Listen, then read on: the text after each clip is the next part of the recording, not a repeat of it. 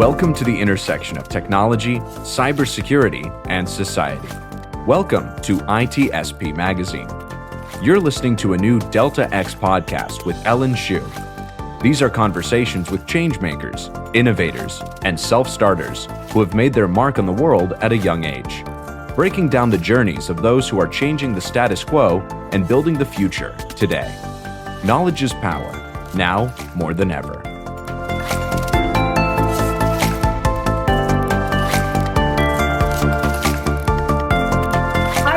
And welcome back to this episode of Delta X podcast. I'm your host, Ellen Shu, and today I have a super exciting guest. His name is Scott Kominers, and he is the MBA class of 1960 Associate Professor of Business Administration in the Entrepreneurial Management Unit at Harvard Business School, and also a faculty affiliate of the Harvard Department of Economics. He's been conducting research in economics, mathematics, and musicology, as well as teaching, problem solving, puzzling, among many other interests. I actually got to know him through his Conundrums at ISEF this year, which were these fun puzzles that we had every single day of the ISEF week. And we had to try to solve them to the best of our ability. There's some cryptography, some other mathematical problems. And he also has a weekly column at Bloomberg, if you want to go check that out and try your shot at some of these problems. He's also participated in ISEF in 2005 and has been judging it for years now, which I thought was really cool. I know last episode, we actually had the ISEF winner of 2019. So it's really cool to be seeing from the student side perspective and also hear from a judge and alumni as well. So welcome, Scott. It's great to have you here. Thank you so much. I'm thrilled to be on the podcast. So I know you did research in high school. Was this where you got your first exposure to math and economics, or did your interest develop through out experience? Great question. So economics came much later. I actually had no idea that there was such a thing as economics in high school, except in as much as I had a friend whose dad was an economist. I knew you could have the profession economist, but I didn't have a clue what that profession was. And I never knew anything about it. Mm-hmm. But math, for sure. I had this incredible math teacher, Mrs. Wildstrom, for actually two classes in high school. My sophomore year, she taught a course called Rapid Learner Pre-Calculus. And, in my senior year, she taught us multivariable calculus. Side note, I was extremely lucky, right? I went to the type of high school that had a multivariable calculus class, and we had 36 students in it in my senior year. There was this big math cohort. And Mrs. Wildstrom taught math through discovery. Right? You were really supposed to be trying to think ahead of the, of the lesson and guess where we were going. And she actually gave you prizes if you could guess ahead of, sort of what we were studying in class, or do your own independent math projects outside of class. So you would get stickers, or a really incredible observation might get you a t-shirt. And I have this math t-shirt I got from her, because I had one really good observation once. And so I started to get, from her, I started to learn that math was something that you could discover. It wasn't just a thing you were going to be presented all the time, but you could be sort of engaged with it yourself. Mm-hmm. And she helped me find my way to this summer research program called the Research Science Institute, where I did my first ever independent math research, supervised by a graduate student at MIT. And that was incredible because it was the first time I had ever discovered something sort of truly, completely new on my own, right? There was this moment where there was a fact that I knew that nobody else in the world knew at that moment in time. And that was just incredible. And so I got really excited sort of first about discovery and exploration of math, and then even more about this sort of opportunity to discover and explore beyond where you might otherwise be able to see, right? Sort of beyond the scope of existing knowledge. What was your project about? So it was called On Universality Properties of Positive Definite Integral Quadratic Forms. Wow. Which sounds like a mouthful, but it's really not. So what I studied was the types of things you can express using sums of squares. So there's a very classical theorem due to Lagrange that every positive integer can be written as a sum of four squares of integers. So you can check a few of them, one can be written as a sum of four squares of integers. So that's, 1 equals 1 squared plus 0 squared plus 0 squared plus 0 squared. Okay, that wasn't too hard. 2, 1 squared plus 1 squared plus 0 squared plus 0 squared. Still not that hard. It starts getting a little harder as you get larger, but in fact, every positive integer can be written, as a sum of four squares of integers. Wow. And you can generalize that. You can actually ask, if I give you sort of a different sum of squares, right? What if I give you like, 3 squares and twice a square, w squared plus x squared plus y squared plus 2z squared, could you write every positive integer? And in that case, it turns out the answer is again, yes. John Conway and William Schneeberger proved an extraordinary theorem that gives a necessary and sufficient condition for being able to write every positive integer as a sum of some set of squares. And indeed, this remains my favorite theorem of all time to this day. If I give you one of these like sets of squares, and that's where the positive, definite, and integral come in. So loosely, what this means is that all of the coefficients are going to be positive and positive integers, and that the cross terms rather are going to have even coefficients. So you might have like x squared plus 2xy plus 3y squared plus z squared or something. That sum of squares represents every positive integer if and only if it represents the integers 1 through 15. So the only if direction is clear, right? So if it doesn't represent some integer 1 through 15, then okay, fine, then you don't represent every positive integer. But the idea that like just testing a finite list, much less a small finite list, that you could do by hand, can get you like representation of 486,321 or something is just totally unreal. So my research project dealt with a similar question where you're writing not integers, but sums of squares as sums of squares. Interesting. And so just to give you, that sounds like it should be much harder, but it actually, the difficulty doesn't escalate as quickly as you would think. And just to give like a hint of how that works, right? So it takes 2 squares to write the number 2, right? 1 squared is too small, 2 squared is too big. So to get 2, you need 1 squared plus 1 squared. That takes 2 squares. But to write a squared plus, or 2a squared plus 2b squared, so 2 2's in some sense, you still only need 2 squares. It's a plus b quantity squared plus a minus b quantity squared gives you 2a squared plus 2b squared. And so it turns out that like you don't need to start tacking on too many more squares in order to represent sort of like small other sums of squares, so long as there aren't too many variables. And my project sort of showed the uniqueness of a criterion that was sort of like that 15 theorem, but for representation of sums of 2 squares. I love how you're mentioning all of these things that we've learned in school and we've heard about, but like it's applied in such a fun way. And I know you mentioned that you were in high school at that time, right? Was there any challenges like as a high schooler? How are you able to approach that with your high school mathematical knowledge? I mean, as I said, I had tons of coaching. I have tons of coaching, and I still, math, you understand things in sort of concentric rings, right? Like, I feel like my understanding then was like very surface level. I had just barely enough understanding to make progress on this problem. But, lots of people gave me things to read, lots of, and spent hours and hours with me talking through this stuff, right? I would bring tons of questions because I was like totally confused, and they would be like, oh, no, here, like you have to think about it this way, or like, here's the idea. And like,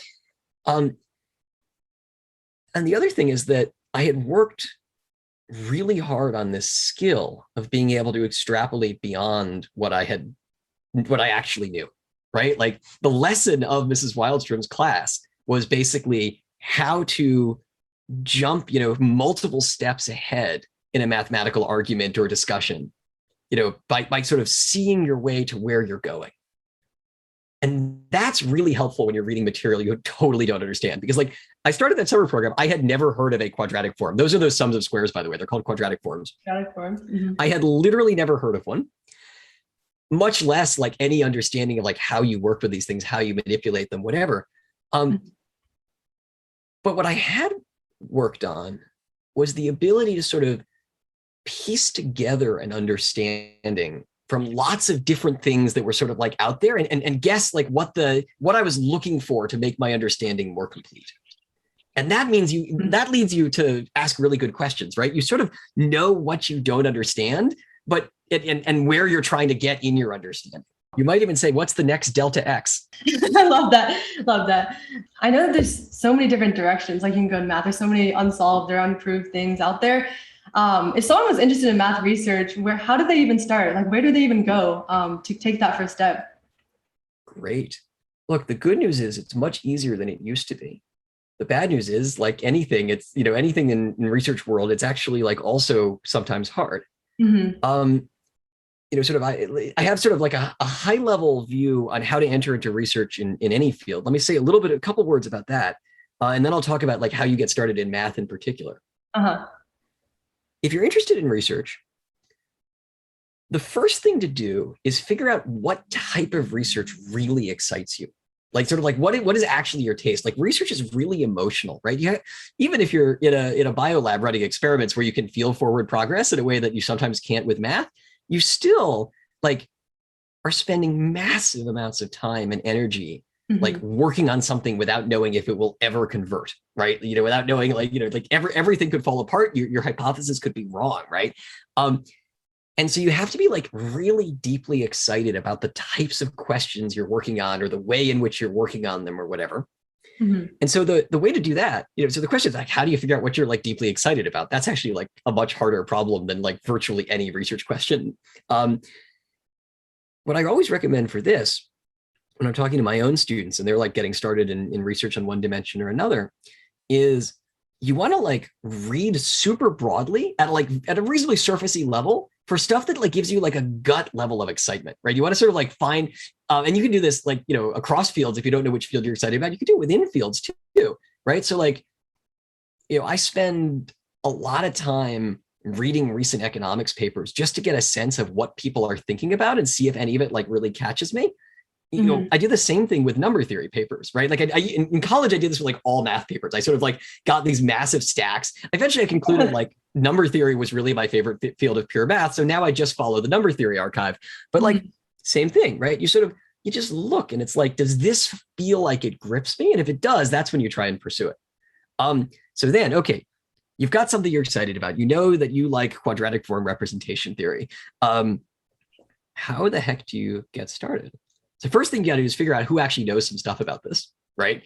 And again, you don't have to like totally nail that, but you're looking for, you don't need like necessarily an absolute world expert in quadratic form representation theory, but like, you need somebody who can at least like help you think about what you should read and what you should think about, and again, that person might become your mentor or they might become your vector towards a mentor. Right? Like, none of these things are like single shot processes most of the time. You look at who's thinking about these questions or who's like nearby and accessible. You reach out and say, hey, I'm super excited about X, right? I love quadratic form representation theory. This theorem you proved, or like, this theorem of like so-and-so is the coolest thing I've ever seen. Love it. I'd love to learn more any chance we can chat.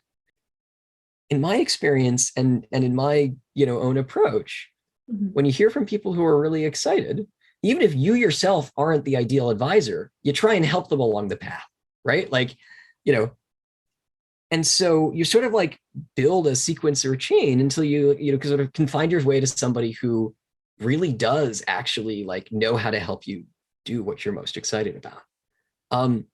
That's the practice, right? Or the practical, like how do you find a mentor? Like how do you like sort of, and how do you figure out which mentor you want and then find them, right? There's also the intellectual, like how do you prepare yourself for doing research? You have to get into a mindset where you can be okay with the fact that like your ability to like really connect with the problem is going to ebb and flow. And like some days I get up and my brain is just like so with it, right? Like, I can, it feels as if you could prove any theorem in the world, or like, you can like, all of your data analysis will be done. Like, just sort of feel like you're so like tuned in. And other days you get up and, it's hard. Like you sort of can't get the math to form. And you have to become okay with that. And you have to think of it as like a muscle, right? Like, a lot of students I talk with sort of say, but like, oh my gosh, like I can only think about, when they're starting research, like, oh my gosh, I can only think hard about this math problem for 5 hours of the day. And I'm like, good gosh, I wish I could do that on a regular basis, right? Like, a lot of your a lot of good thinking comes, sort of right after you felt stuck for a really long time, because like the more stuck you feel, often the better an understanding you formulate. It actually takes a lot of work to understand that you're stuck.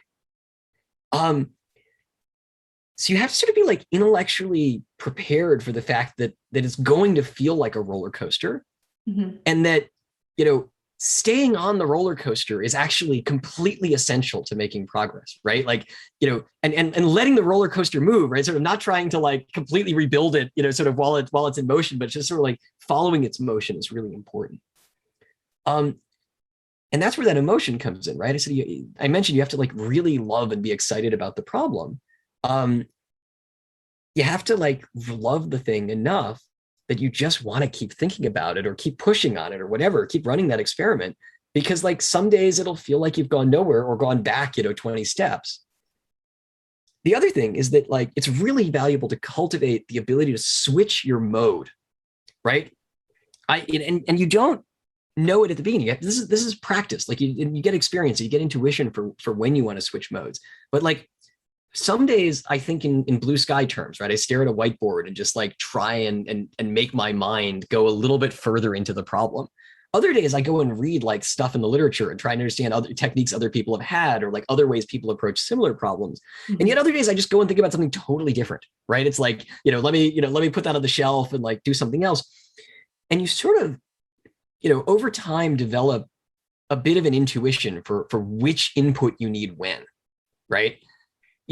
And that's worth like, it's worth sort of at the start, just sort of preparing yourself for the need to switch. And like, you might even like switch, like force yourself on a switch schedule, right? Like if reading literature is getting you nowhere, maybe go think or talk to other people. Like thinking and talking to other people is getting you nowhere. Like go think about something else for 3 days and then come back to it. Like, but so, there's like a lot of mental sort of process engagement build up to think about strategically.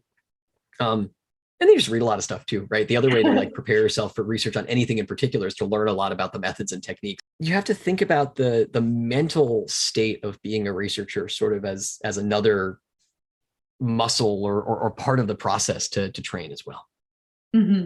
I think the idea of having a balance of different things you're working on, you're not always going to be grinding out the project.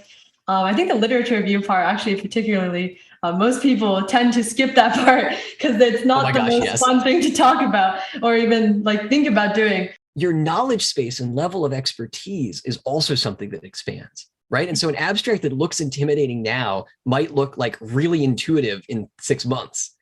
And so it's really important to like not let the fact that the thing looks scary, shoo you away from thinking about the problem, right? If you're like excited enough about it, like you'll figure out how to make sense of the abstract. Exactly. I love it. Yeah. That's great. I love how whenever you recall these stories, I can like feel your excitement too, even just thinking about it years from now and looking back upon your high school project and how excited that made you about math. How did you hear about economics? I know it's something that's not taught at high school a lot. I honestly have very little clue what economics is. So would love to hear about how you got into it. And also maybe you could even tell me and some others who are listening what economics is all about. Sure. So economics is at its core, in my view, a way of thinking about the world. It comes from a small set of very intuitive principles, like, people maximize, right? They're trying to, maximize something. We call it the utility function, right? They're sort of trying to achieve like their maximum welfare. And people respond to incentives. So if you change the environment, sort of someone's in, that changes their behavior because they're maximizing, right? For example, if we tell you that, I'm trying to think of an example that would have resonated with me in high school, right? If we change the standardized test that like is being used for college admissions, that everyone goes and takes the new standardized test. And if there's a standardized test being used for college admissions, everyone studies really hard for that test. That, of course, creates strategic gaming incentives, right? Where now, and potentially inequality as well, where some people have better access to the tools of studying for the specific test that might distort the impact of the test in terms of actually assessing like someone's ability, right? Like if, some people have access to like tons of test prep and whatever, they might outperform on the test, not because they're better at whatever the test is intended to examine, but rather just because they prepare, they sort of had more resources to prepare. So anyhow, that's people responding to incentives. So economics sort of thinks about the world through this lens of incentives and optimization and so forth, and uses that as a way of sort of conjecturing about and trying to understand human behavior. And then, especially the type of economics that I do, you actually use that to try and redesign systems to make the world work better. I work in what's called market design or marketplace design. We actually look for places where economic systems are not creating their maximum possible value and try and fix that. So try and do things that change the incentives or change the sort of the structure of transactions or something in a way that makes the world better. So you see this with marketplace businesses. I teach an MBA course where I teach MBAs about everything from how do you build a platform like Uber or Airbnb that's trying to sell a totally new type of service, right? Sort of ride sharing or renting a room in sort of a private hotel-like property, but that isn't a hotel. All the way to the system Feeding America uses to allocate food to food banks nationwide, where it turns out they use a marketplace mechanism because they have to figure out which food bank values a given donation the most. But you want to do this in a way that doesn't involve, sort of food banks bidding cash. First of all, that sounds kind of distasteful, but more than that, if anything, you want to sort of favor the less well-resourced food banks. And so to get a market-like allocation, but without cash, they use an internal currency called shares. Every food bank receives these shares. In the morning they post all the new donations. Food banks bid these shares. Whichever one bids the most for a given donation gets assigned that donation, goes and picks it up and distributes it to their constituency. And then at the end of the day, all the shares that are paid into the system are redistributed back out to all the food banks. And so if you weren't able to buy something today, that raises the chance that you can buy something tomorrow because you banked the shares you had today and you get new ones distributed to you. So your buying power goes up if you're buying less, locally, if you buy less today. Anyhow, so I teach stuff like that. And these are all just ways of creating, either opportunities for transactions or discovery of value in ways that we wouldn't otherwise have. And anyhow, so that's economics as engineering. How did I discover economics? That's actually a very funny story. So, I had a bunch of friends in college who were really into math, perhaps unsurprisingly, given how into math I am. And a bunch of them just took in their freshman year this course, Economics 1011, which is nicknamed, microeconomics for math majors. I think its official title is Advanced Intermediate Microeconomics or something like that. But, really what it was is it's a course that teaches this way of thinking about the world in a very sort of, math modeling based language. Sort of Professor Ed Glazer, who teaches it, really sort of instills in you this idea that, you can use economics to think about literally anything if you sort of, set up the model the right way and you sort of capture the right parts of the dynamics. Anyhow, a bunch of my friends took this in freshman year. They loved it. They were like, Scott, you've got to take this course. And I'm like, I don't really know what economics is. As I said, I had this the most I knew was that I had this friend whose dad was an economist, and that was basically all I knew about economics. And I was like, but all of my friends love this class, so I've got to take it. And I walked into this class, and the first day, Professor Glazer, I guess, Ed, I'm now his colleague, but, when I'm thinking about it in college, he's still Professor Glazer. Professor Glazer was, speaking in a language that I felt like I had been thinking in my entire life, right? This whole idea of optimization and responding to incentives, I remember trying to explain to people that the right way to choose which restaurant, if you disagree which restaurant to go to, you should ask who has the highest willingness to pay for the right to make the decision. And all of my friends thought I was crazy when I said stuff like this, but in fact,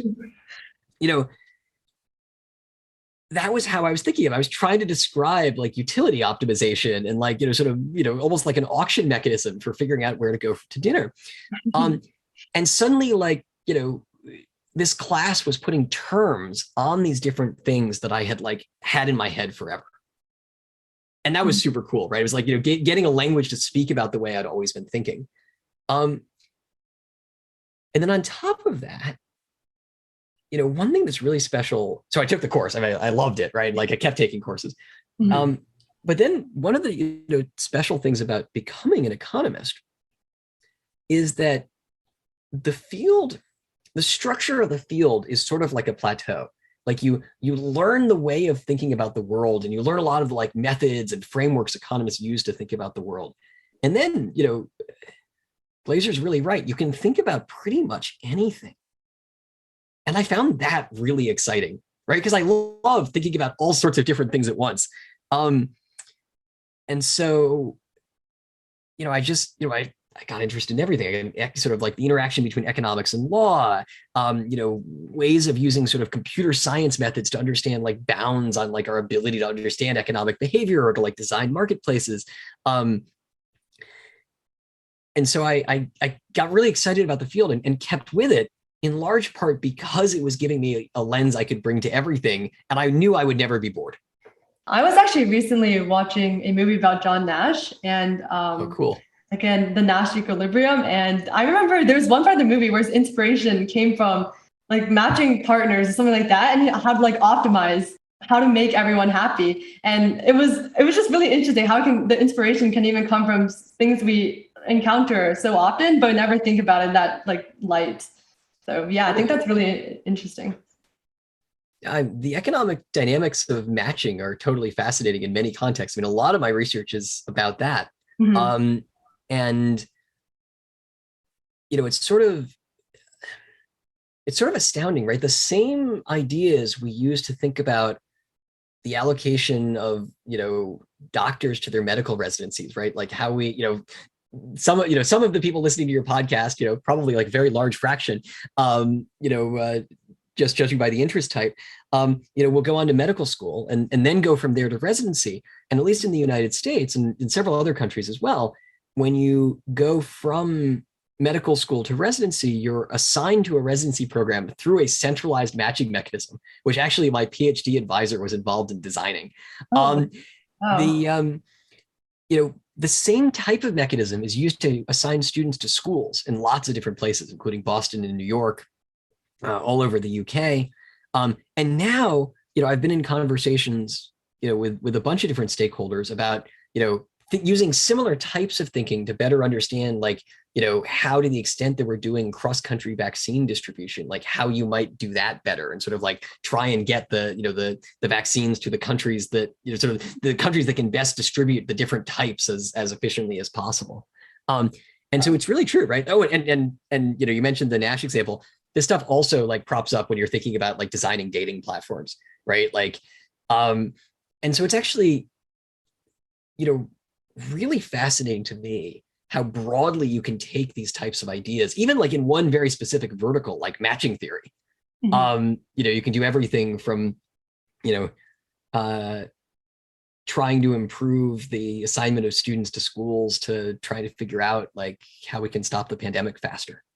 I never thought about like the current pandemic and vaccine allocation as an economics problem as well, but that's really interesting. I mean, if it can be applied to so many places, what are some other applications that for math and like economics that most people don't think about?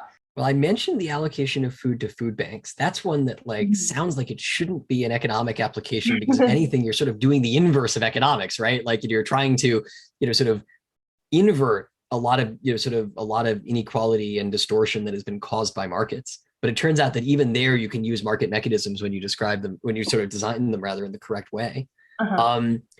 There's tons of, just riffing off of designing market mechanisms in the right way. There's tons of economics in trying to build sort of sustainable and valuable cryptocurrency systems. I do some thinking about that. Both with companies and with my students and whatever.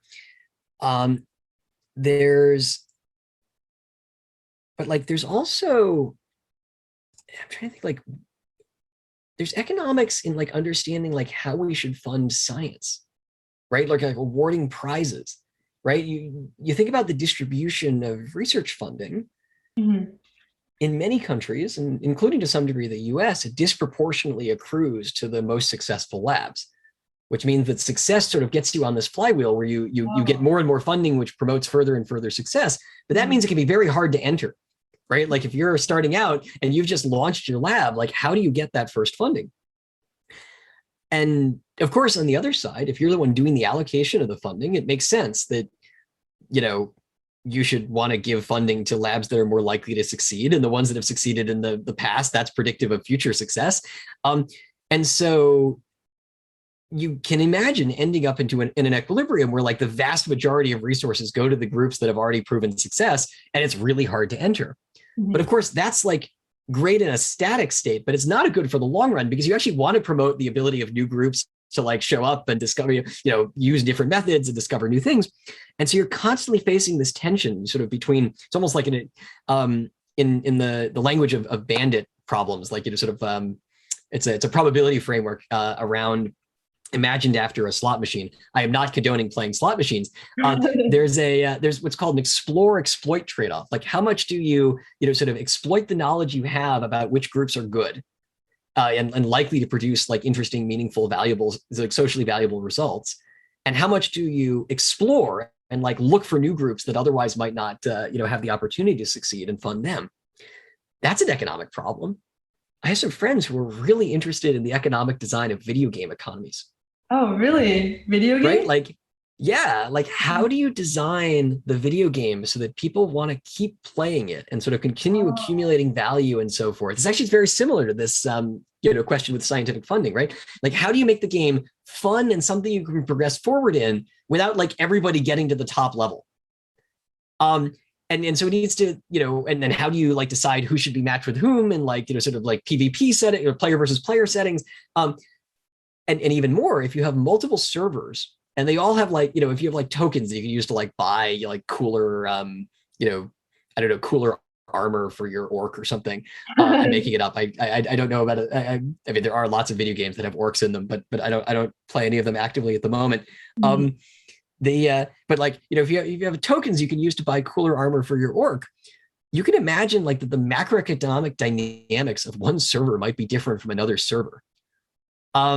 Right? Like if, on one server, everybody really likes the cool armor, and another server, people just don't have the same preference for it, that changes the implied value of the token.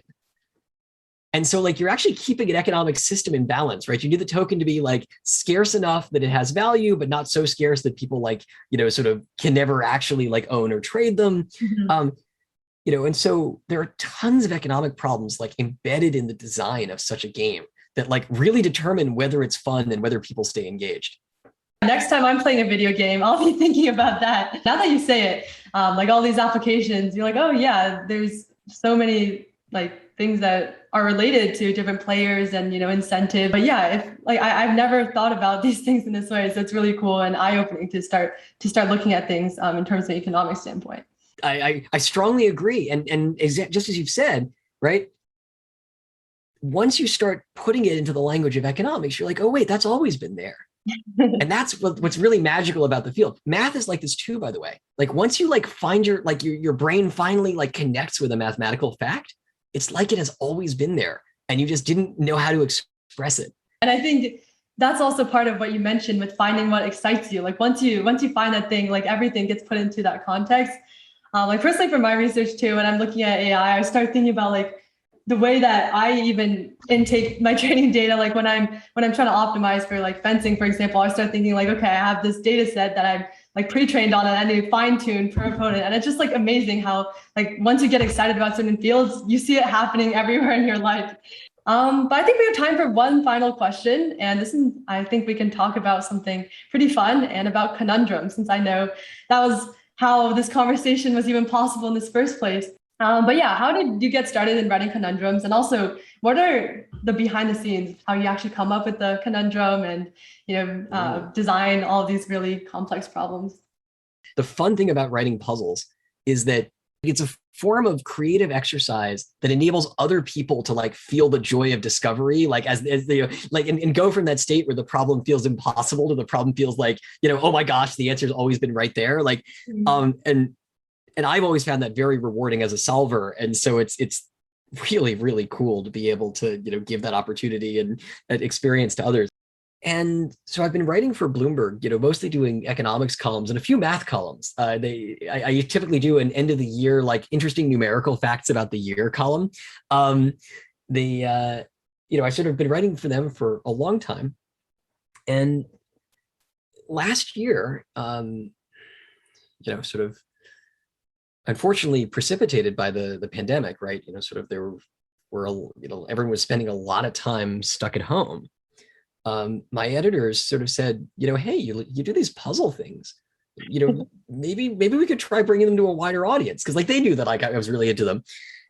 And it was like simultaneously like a life's dream I never knew I had come true and like deeply intimidating, right? Like, I never would have thought that I would get to share my like love of puzzles with other people. Cause it's just sort of like, with the world, right? Like, my friends know about it. Like we swap cool puzzles all the time, but like, the opportunity to like get other people excited about discovery in this form is just like so cool, right? And if you make the puzzle accessible, people can like push their minds further than they often would ever have told you they could if you'd ask them. So how do you write a puzzle? Puzzles, for me at least, start in one of two ways. I either start with a mechanic. I start with sort of an idea of how the solution is going to work. And I sort of build a puzzle around that. Or I see something in the world that I think like, oh, wow, that's puzzly. Like that just somehow feels like a puzzle. And then I don't know what the puzzle is, but I sort of like just massage the idea around in my head until it turns into a puzzle. So like an example of that first one is the escape room, right? So I sort of knew I wanted to write a puzzle that was a vertical escape room, like a column escape room.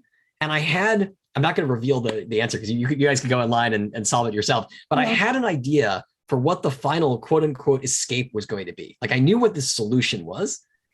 And so then I went and like read up on a bunch of escape room tropes and sort of like thought about like which ones I could translate into a written format, and then built this escape room column around those ideas. An example of the latter, where like the puzzly thing is in the air and you sort of like eventually figure out like what the puzzle that goes with it is. I don't know if you've paid any attention to this like non-fungible token crypto thing. Yeah. So when NFTs like first made a big splash, like I guess last spring, and then the Beeple artwork sold for a ton of money. Audience members, listeners, if you don't know, non-fungible tokens are a type of crypto asset that gives you sort of like an individual, like independent right to something. And one of the earliest applications was to sell digital art, and there was an auction that sold a piece of digital art in this token way for a very large amount of money. I think it was like tens of millions of dollars. And the interesting thing about them is, it's really just a crypto address, right? Like it's somehow like the relation to the art is established by society, right? Like we agree that the person who owns this crypto address owns the piece of art. And when that was all over the news, like my editor and I started talking about it, we both sort of had this instinct that this felt like a puzzle somehow, right? It's like, you've got like crypto, it's kind of cryptic, you've got this like sort of new form of art. It's like hidden somewhere, or like you need a code to get into it. And that gave rise to what was one of our most successful puzzles, which imagined, sort of that Conundrums, our column, had like bought 7 cryptic artworks or crypto artworks. We bought the NFTs for 7 artworks by like this one artist. And, we had the addresses, and the reader was supposed to turn these addresses into like information about the art and like figure out what the sort of artwork they combined into was. And so the puzzle was, we had a setup where we explained what NFTs were, we explained the setup, but then we basically just gave them addresses. And the addresses were like collections of numbers and letters, just like a blockchain address. They weren't actual blockchain addresses. So like no one was like trying to send us cryptocurrency or whatever. But they looked kind of like blockchain addresses. And you stare at that thing and you're like, what the heck are these? Like, how does this have anything to do with art? Much less like, how do I start decoding it? Mm-hmm. And it's kind of like, it's funny. I hadn't thought about this in this similarity before, but I've watched a bunch of my students solve. I use it often for like teaching people how to solve puzzles. And the way they process through it is actually very similar to what I was describing with like sitting in that library at MIT, like trying to understand that last step in the quadratic forms proof. Like, you stare at these addresses. There's actually very little information in the puzzle. It's just the addresses essentially, and then a little bit of information about like what you're supposed to do once you start cracking them. Mm-hmm. And you're like, this thing has got to tell me the location of some art or something. And you're staring at it and like suddenly, and I've watched like 4 or 5 different groups of people, mostly my students, solve this as teams. Suddenly, like some piece of it just like resolves, right? Like you immediately, like, you go from like, I have no idea, this is all nonsense, to like, oh no, wait a minute, I think I know what the first step is. And once you do that, like you solve the first step and unravels in the next one, and you gradually find your way to, locating the art. Again, I'm not going to reveal the full solution because I'll have to try listeners might want to try and solve it. Mm-hmm. But what's really amazing about it is the thing can look like one sort of type of address, Mm-hmm. but it turns out to be a very different one. There's your hint. The other interesting thing I mentioned, again, I was talking in research, right? You need like, at least for me, like, having tons and tons of people to talk to. Oh, sorry. I forgot one very important piece of research advice. Mm-hmm. It's always valuable to have a friend to talk to about it, right? Like mentors are great, like, advisors, like all of these people are essential, or at least were for me, for my own development. Mm-hmm. But like perhaps the single most important input is some friend you can just like tell about it and like, rant when you're frustrated, or like, even better if they can give you ideas, like, that's great, but they don't even have to be able to give you ideas. When I'm like really stuck on a research problem, I call like one of my college friends, often when it knows nothing about the field, and just like tell them about it. And like talking it through with them, I usually come up with new ideas. Anyhow, sorry. So I mentioned that there's a whole cadre of people who like support you on these, on research. This puzzle went through 6 incarnations. This like art NFT puzzle went through 6 incarnations that were terrible. Like I had so much trouble figuring out how to actually make it accessible and like make it really like feel like something you could enter into. And my editor, one of my friends from this puzzle team I'm on, like like lots of people went over it and like helped me think and workshop the idea and like get it into a shape that like, it starts, it has this property where it starts totally abstruse, but you don't give up. And so again, right, like you don't do these things alone, right? Even the people who look like they're doing everything themselves, and like, there are, right? Like, I interact with them. Like they will tell you that they're not doing any of this stuff alone, right? There's like all these people who like support them and inspire them and give them ideas and stuff, or help them understand, or just even, are just there for you when you're frustrated. And so, whether it's, so when you're stuck on a puzzle, you should like call a friend and see if they'll solve it with you. When you're stuck writing a puzzle, you call a friend and talk it through. And when you're, stuck on a research problem or anything else, right? It's really essential that you shouldn't think of it as something you have to overcome alone. The parallels between like conundrums and research too. It's like you crack the small problems and then you slowly reveal that there's like a bigger picture, and it just feels so great when you finally crack the case. I think that's what really makes conundrums so fun, and also just like the people around you too. I think that's really valuable. I always talk to my sister. She hears me rant about my project a lot. Excellent. So yeah. That's really great. I call my brother all the time too. He's heard so many rants about math and economics, and incidentally, this could be a project for you and your sister too. after one of these rants, my brother and I ended up writing a joint paper. Really? That's so funny. Well, I think we're approaching the end of the podcast, but it was a lot of fun being able to talk and hear about, your research and math and economics too. I learned a lot about economics. I never thought I'd be, looking at restaurants like differently. Today when my mom asked me for dinner, maybe I'll pull out the, who has the highest willingness to pay card. But yeah, I really enjoyed this conversation. Thank you so much, Scott, for coming on. Thank you so much. Look, this was so much fun. And I love what you're doing with this show, right? Like, for me, being able to reach the next generation of, scholars and future puzzle solvers is just, the most exciting and most important thing. And so I'm very honored to have this opportunity through Delta X. Oh, thank you so much. Make sure to check out the show notes. I'll link below the Commoner Conundrums page in case you're interested. And also the newsletter if you want to subscribe and get these podcasts every 2 weeks. But yeah, thank you so much. And we'll see you guys in the next one.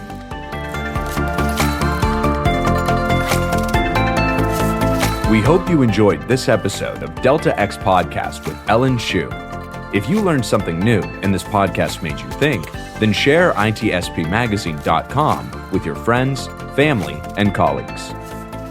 If you represent a company and wish to associate your brand with our conversations, sponsor one or more of our podcast channels. We hope you will come back for more stories and follow us on our journey. You can always find us at the intersection of technology, cybersecurity, and society.